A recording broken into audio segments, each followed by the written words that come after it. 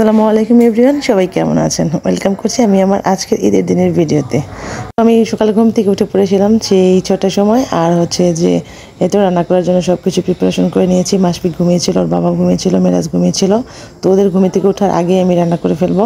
তো সব কিছু এখন গুছিয়ে রান্না করতে চলে এসেছি। এখানে আমি 2 প্যাকেট লাচ্ছি সেমাই রান্না করলাম, কারণ ওরা সেমাইটা খুব বেশি পছন্দ করে। আর হচ্ছে যে পায়েস রান্না করলাম। পায়েসটা একটু কমই রান্না করলাম, কারণ পায়েসটা খুব একটা লাইক করে না।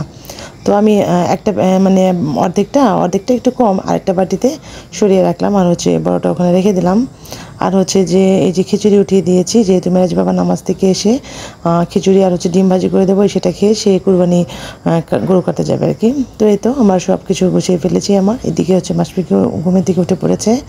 আর হচ্ছে এই যে মুড়ি ভাজা হয়েছিল, কিন্তু মেরাজের দাদি সেগুলো মানে চালা হয়েছিল না আর কি, সে ওইটা আর কি সকালে চেলে নিচ্ছে। আর হচ্ছে যেহেতু আমি পোশাক বের করে ফেলছি, ওদের পাঞ্জাবি পাজামা। তো গোসল করিয়ে একদম বাচ্চাদেরকে রেডি করে ওর বাবা রেডি হয়ে গেছে। তো আমি এক প্লেটে খেতে দিয়েছি। খুব মানে লেট হয়ে গেছে আর কি, যত সকালে উঠি না কেন দেখা যায় যে কাজ করতে করতে লেটই হয়ে যায়।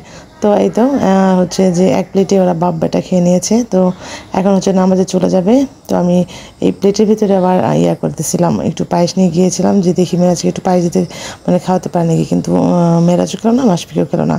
তারপর যে ওরা মাসফিককে রেখে নামাজে চলে গিয়েছে। আর হচ্ছে মাসফিক বেবির মনটা খারাপ ছিল, তো আমি তাকে খিচুড়ি আর হচ্ছে ডিম ভাজি খাওয়ানোর চেষ্টা খাওয়াতে পেরেছিলাম। তারপর হচ্ছে এখন আমার পালা, মানে আমার গোসল পালা, তারপর হচ্ছে রান্নার প্রিপারেশন। তো আমি গোসলটা করে নিলাম। আমার মেয়েদের রঙটা খুব বেশি সুন্দর হয়েছে।